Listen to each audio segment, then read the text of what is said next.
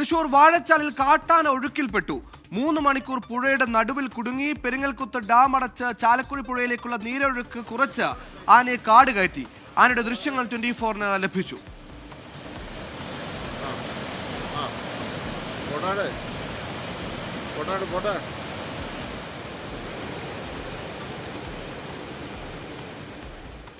സുരജ് സജി തൃശ്ശൂരിൽ നിന്ന് വിശദാംശങ്ങളുമായി ചേർന്നു. സുരജ്, അല്പം ആശങ്കയുണ്ടാക്കി പതിയെ കാട് കയറി, എന്താണ് സംഭവിച്ചത്? വിവരങ്ങൾ.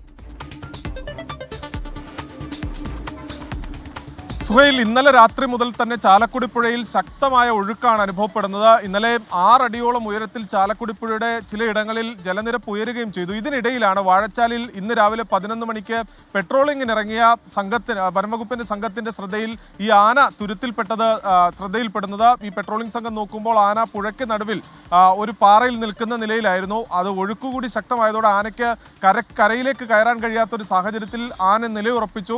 പിന്നീട് ഈ കരക്കെത്തിക്കുന്നതിന് വേണ്ടിയുള്ള ശ്രമവും ആലോചനയും ഒക്കെ നടത്തിയെങ്കിലും ഈ പുഴയിലെ വെള്ളം ഉയർന്നു തന്നെ നിൽക്കുന്നത് കൊണ്ട് ആനയ്ക്ക് കരക്കെത്താൻ കഴിയില്ല എന്ന് വനംവകുപ്പ് ഉദ്യോഗസ്ഥർ മനസ്സിലാക്കുകയും പിന്നീട് ഈ പെരിങ്ങൽകുത്ത് ഡാമിലെ ഷട്ടറുകൾ പൂട്ടി വെള്ളം കുറയ്ക്കുകയായിരുന്നു. ഇന്നലെ രാത്രി തുടങ്ങിയാണ് ഈ പെരിങ്ങൽകുത്തിൽ നിന്ന് വെള്ളം കൂടുതലായി ഒഴുക്കി തുടങ്ങിയത്. അങ്ങനെ 15 മിനിറ്റ് നേരം ഇവർ ഈ പെരിങ്ങൽകുത്ത് ഡാമിന്റെ എല്ലാ ഷട്ടറുകളും അടച്ച് ചാലക്കുടി പുഴയിലേക്ക് വെള്ളം വരാത്ത തരത്തിൽ ഈ ഷട്ടറുകൾ അടച്ചു. അതിനുശേഷം ആന പിന്നീട് നടന്ന് കരക്ക് കയറുകയും ചെയ്തിട്ടുണ്ട്. എന്തായാലും 3 മണിക്കൂർ നേരം വലിയ രീതിയിൽ ആശങ്ക ഉണ്ടായിരുന്നു എന്നുള്ളതാണ് വനംവകുപ്പ് അധികൃതർ പറയുന്നത്. എന്തായാലും ആന ഇപ്പോൾ കാട് കയറുകയും ചെയ്തിട്ടുണ്ട്.